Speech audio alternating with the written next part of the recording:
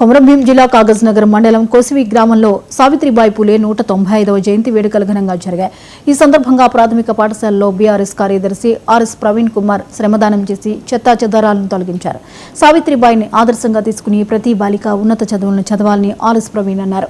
సావిత్రిబాయి పూలే మెరుగైన సమాజం కోసం ఆమె జీవితాన్ని దారబోసారని ప్రవీణ్ కుమార్ కొనియాడారు. అందరికీ జాతీయ మహిళా ఉపాధ్యాయ దినోత్సవ శుభాకాంక్షలు. ఈరోజు మరి మా కోసిని గ్రామంలో సిర్పూరు నియోజకవర్గంలో క్రాంతిజ్యోతి చదువుల తల్లి సావిత్రిబాయి పూలే గారి 195వ జయంతి శుభ దినోత్సవాలు జరుపుకున్నాం.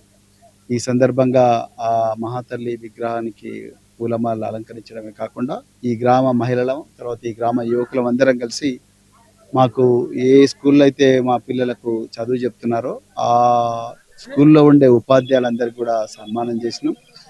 అదేవిధంగా మరి ఈ స్కూలు చాలా జీర్ణావస్థలో ఉన్నది, చాలా నిరాదరణకు గురైంది. కోసిని గ్రామ పంచాయతీలో ఉండే ఈ స్కూలు మరి మన ఊరు మనబడి కింద 13 లక్షల రూపాయలు ఈ స్కూల్కు శాంక్షన్ అయినా మరి వర్క్స్ మాత్రం ఏమీ జరగలేదు, పెద్దగా జరగలేదు. వాటి మీద సరైన అజమాయిషి కూడా లేకుండా పనిచేసిండ్రు.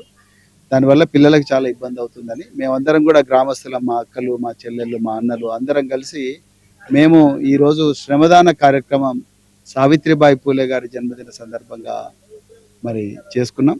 ఈ శ్రమదానంలో మేము ఇక్కడ ఉండే ముళ్ళ పొదలు, తర్వాత ఈ చెట్లు ఇవన్నీ ఏవైతే ఉన్నాయో పిచ్చి చెట్లు అవన్నీ కూడా మొత్తం కూడా